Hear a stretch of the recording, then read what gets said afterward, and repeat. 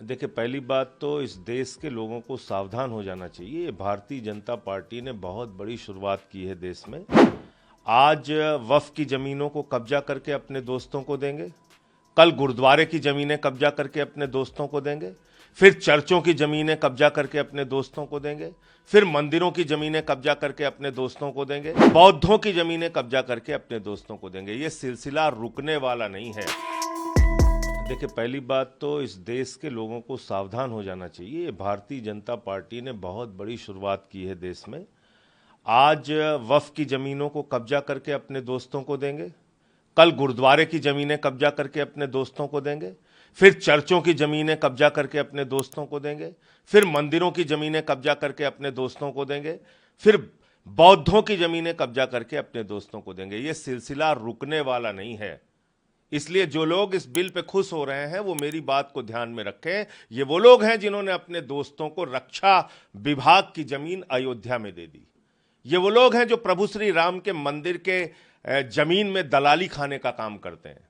तो ये मंदिरों की, गुरुद्वारों की, चर्चों की, बौद्धों की जमीनों की ये जमीनें कब्जा करेंगे, मंदिरों की, और कब्जा कर करके अपने दोस्तों को देंगे। पहली नीयत तो यह है सरकार की। दूसरी नीयत है कि असल मुद्दों से, बेरोजगारी, महंगाई, अशिक्षा, रुपए की गिरती हुई कीमत, इन सारे मुद्दों से ध्यान हटा के देश के अंदर झगड़े, फसाद और दंगा कराना। और यह बात मैं इसलिए कह रहा हूं कि जब आप खुद से कह चुके हो कि 100% डिजिटाइज्ड हो चुकी हैं वक्फ की संपत्ति। यह मुख्तार अब्बास नकवी जी का बयान है, इनके मंत्री थे माइनॉरिटी अफेयर्स के। तो किस बात के लिए दोबारा कागज मांग रहे हो?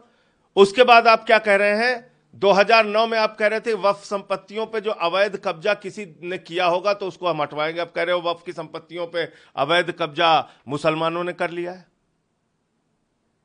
इसके बाद जब 2013 में यह बिल आया था, इसका दोहरा चरित्र देखिए भारतीय जनता पार्टी का।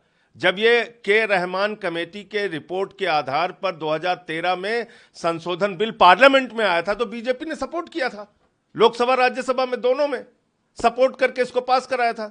तो फिर तुम क्या नया चीज ला रहे हो? तुम झगड़ा ला रहे हो, तुम फसाद ला रहे हो, तुम विवाद ला रहे हो, तुम जमीनें कब्जा करके अपने दोस्तों को देना चाहते हो। यह सीधा सीधा मकसद है। तुम्हारी निगाहें वक्फ की जमीनों पे है, कल मंदिरों की जमीन तुम कब्जा करके दे ही रहे हो अपने दोस्तों को। मैंने बताया तो रक्षा विभाग की जमीन इन लोगों ने दिया अपने दोस्त को अयोध्या के अंदर। इस पे चर्चा होनी है तो आप लोग अपनी बात रखेंगे। आज हमारे मीत हेयर जी जो लोकसभा में नेता हैं, व्हिप भी जारी कर दिया है लोकसभा के अंदर और चर्चा में हिस्सा लेंगे। और इस बिल की हम लोग हर स्तर पे मुखालफत करेंगे। इस बिल के विरोध में हम लोग खड़े हैं पूरी तरीके से, लोकसभा में भी और राज्यसभा में भी। अपोजिशन और आप लोगों की तरफ से लगातार अपील की जा रही थी टीडीपी और जेडीयू के खासतौर पे नेताओं को, लेकिन उनकी इस पाप और अपराध में आज नीतीश कुमार, चंद्रबाबू नायडू, चिराग पासवान, ये सारे लोग भारतीय जनता पार्टी का साथ दे रहे हैं। इतिहास इनको माफ नहीं करेगा, इतिहास इनको कभी माफ नहीं करेगा।